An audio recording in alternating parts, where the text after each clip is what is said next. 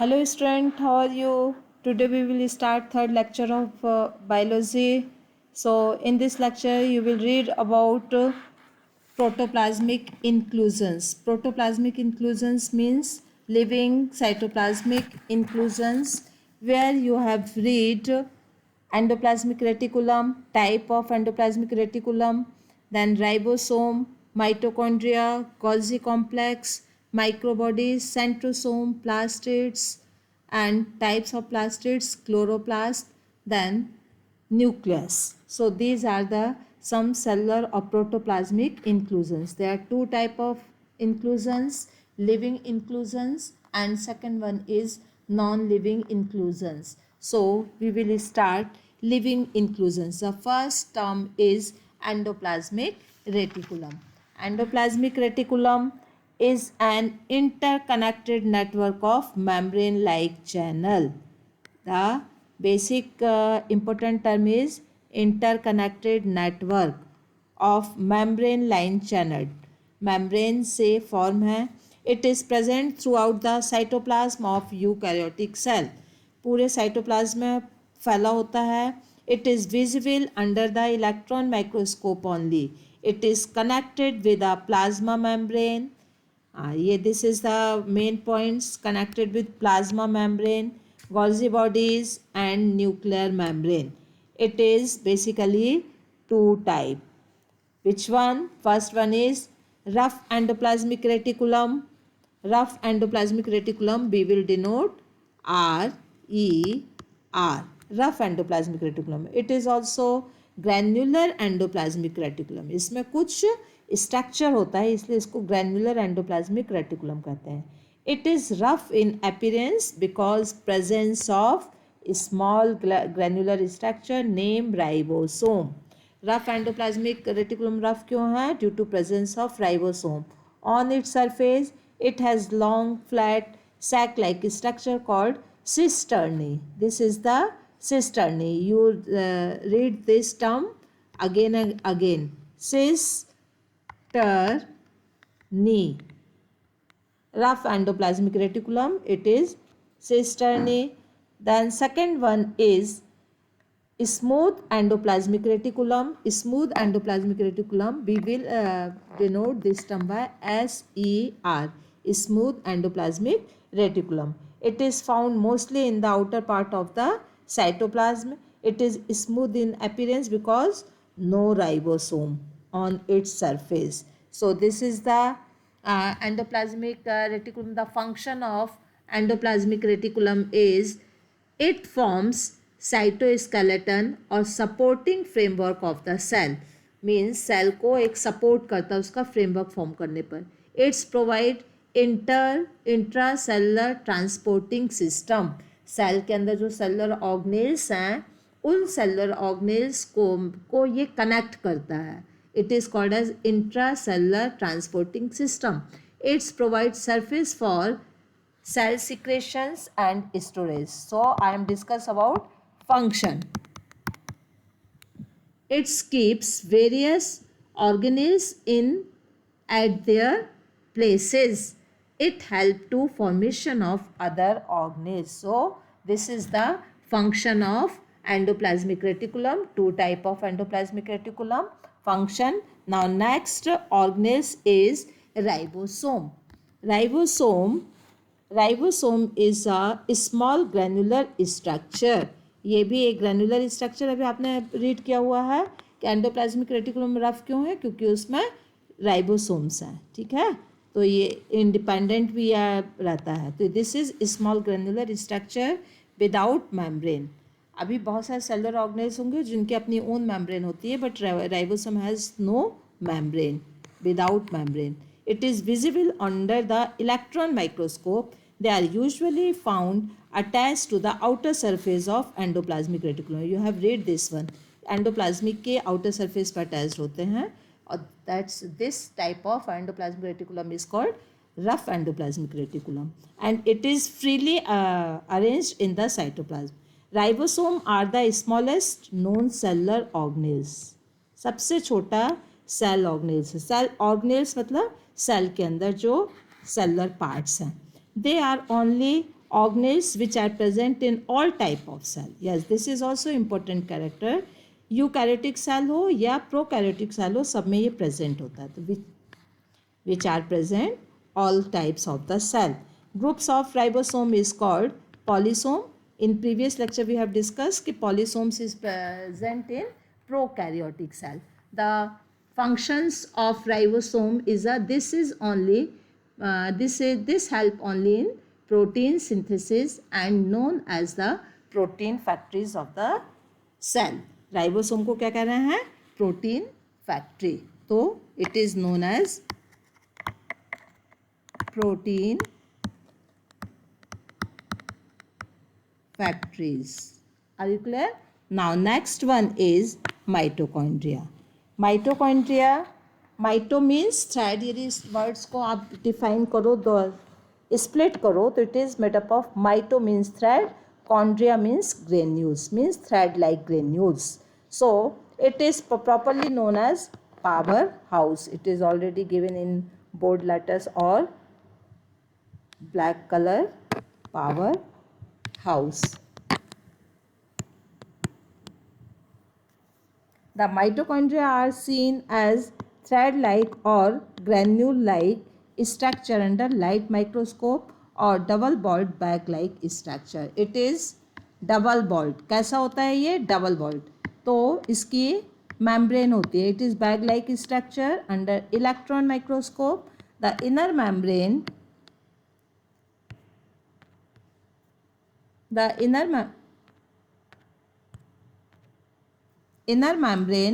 of mitochondria is protected into several finger-like processes called cristae. This term is given as cristae.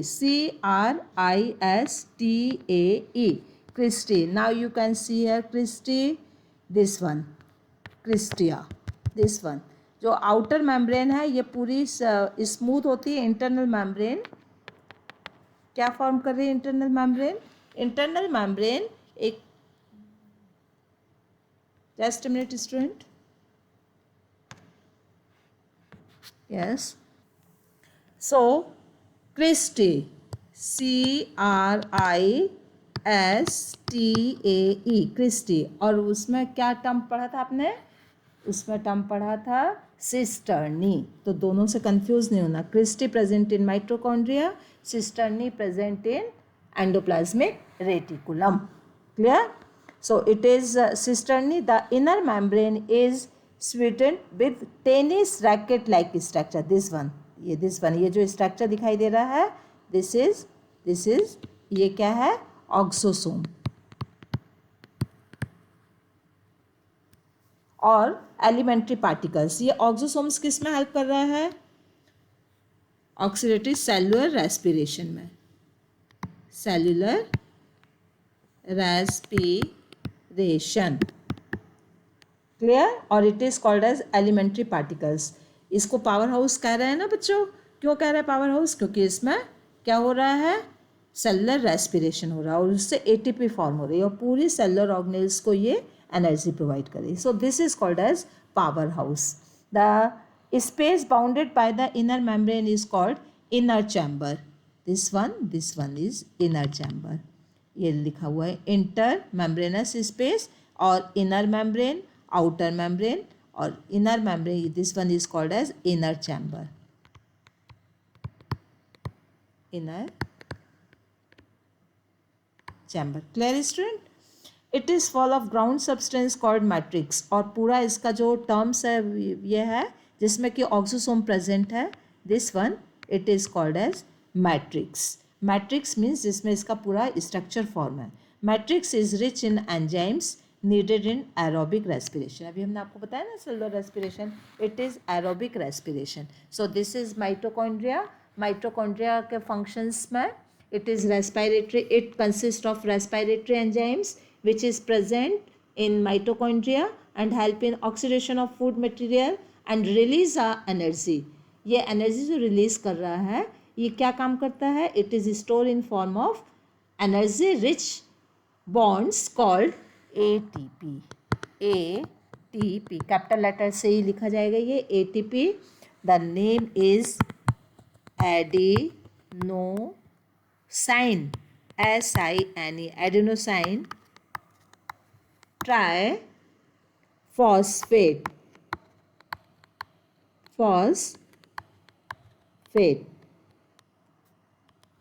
Clear. तो ATP form करता है. तो this is the functions of mitochondria. Now next one, next cellular organism, it is Golgi complex.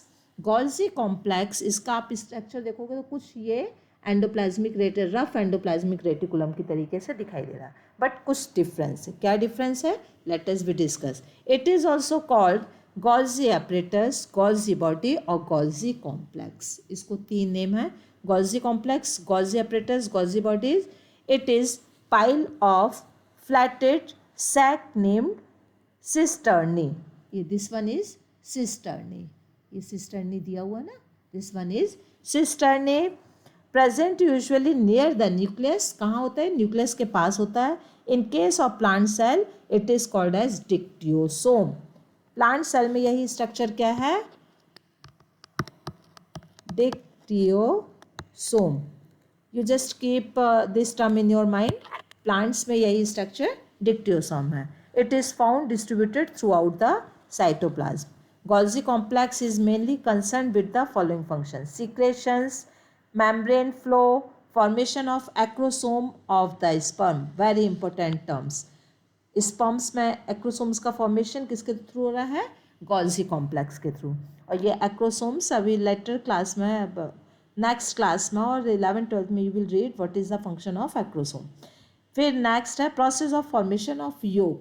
जो egg के अंदर जो योग का फॉर्मेशन हो रहा है वो इसके थ्रू ही हो रहा है. Formation of lysosome. Lysosome basically क्या है? सुसाइड बैग्स है और इसका फॉर्मेशन किससे होता है? It is Golgi complex. So these are the some functions of Golgi complex.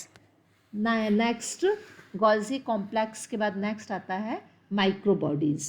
Microbodies, this one microbodies, it is also cellular organism. It is a small spherical or rounded body bounded by a single unit membrane. Each type of microbodies is associated with some specific enzyme. Microbodies enzymes से fill होते हैं और enzymes कुछ specific enzymes को contain करते हैं.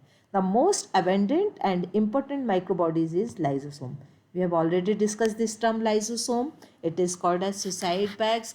क्यों ये सुसाइड बैग है? Let us discuss. They are small vesicles scattered in cytoplasm of animal cell. Lysosome किस में प्रेजेंट होता है? एनिमल सेल में. Just like in animal cell it is present lysosome.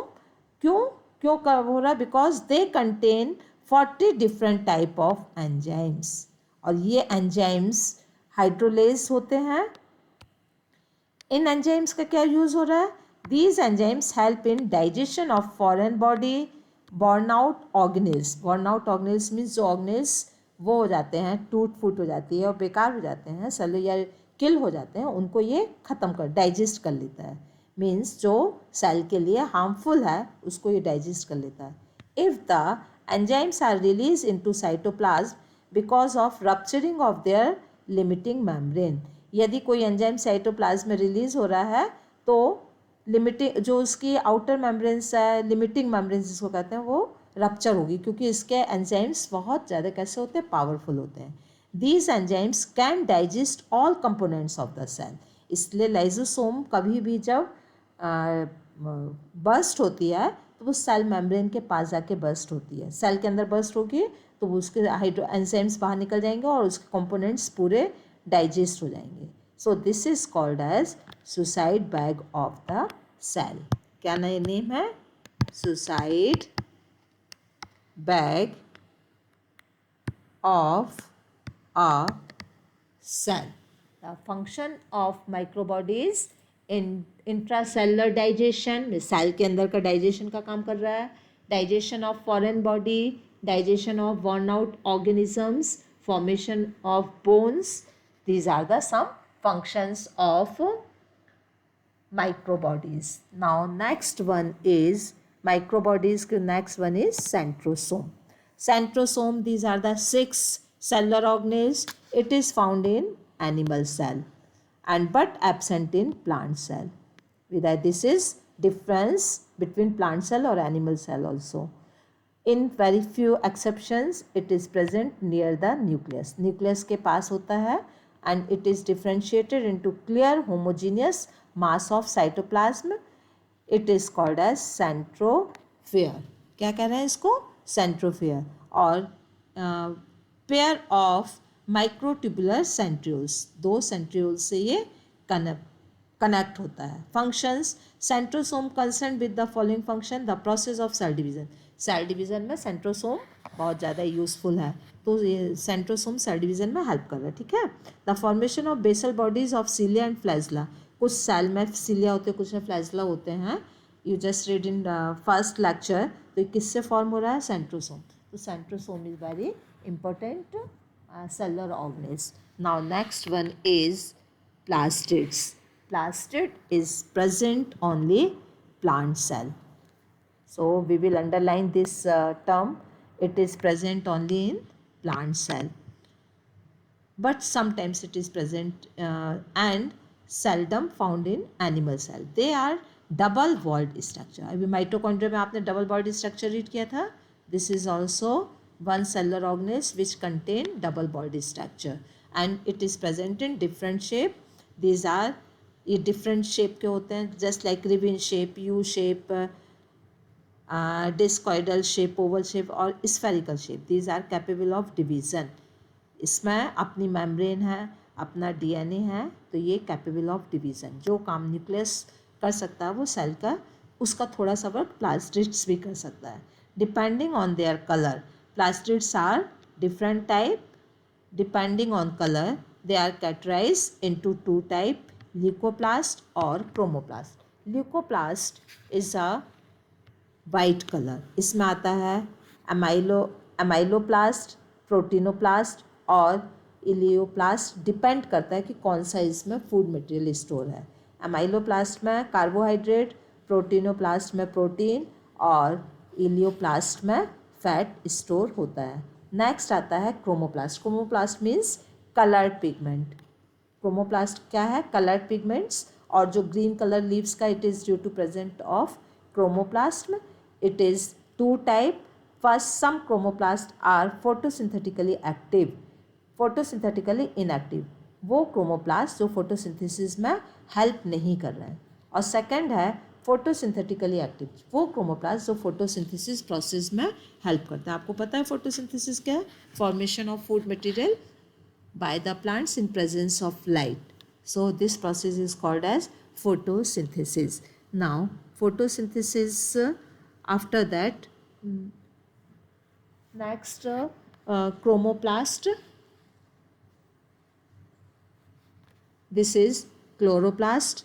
Chloroplast, it is part of chromoplast. These are the most abundant photosynthetic active chromoplast. जो chloroplast इसको कौन सा ही पिगमेंट्स है? Photosynthetically active. It is green in colour. This contain green colour. The figure is given there. First we read. They contain green colour pigments called chlorophyll. Chloroplast एक chromoplast है और वो उसमें ग्रीन कलर पिगमेंट्स होता है. It is called as chlorophyll. Chloroplast and chlorophyll is a part of chloroplast and it is small quantity of yellow pigments. कभी कभी chloroplast में और भी दूसरे पिगमेंट्स होते हैं. एक येलो पिगमेंट्स है, it is called as xanthophyll. Sometimes life, जितनी भी लाइफ है वो सस्टेन कर रही है due to presence of chloroplast, because chloroplast is able to do photosynthesis. They help in process of photosynthesis during which organic food is produced. और photosynthesis में organic food form होता है. It is the organic food is produced from the carbon dioxide and water. Raw materials की क्या है? Carbon dioxide and water. Raw material. The food become the food of the whole living. और that's a reason it is called as, क्या कहना है इसको? Contain green colour pigments and small quantity of yellow pigments. It is life sustain in universe. This term you will read. ये इसी से ही पूरी life sustain हो रही है। We will read again here, this food become the food of whole living world. मतलब chloroplast पूरे world को एक फूड प्रोवाइड करता है, डायरेक्टली और indirectly. Directly indirectly organisms depends on green plants, और these plastids are abundant in aerial part of the plants।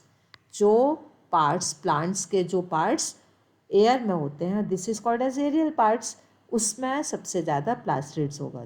Just like raw में food like tomatoes, chilies, mangoes, the figure is given there. It is chloroplast in section. This one is thylakoid.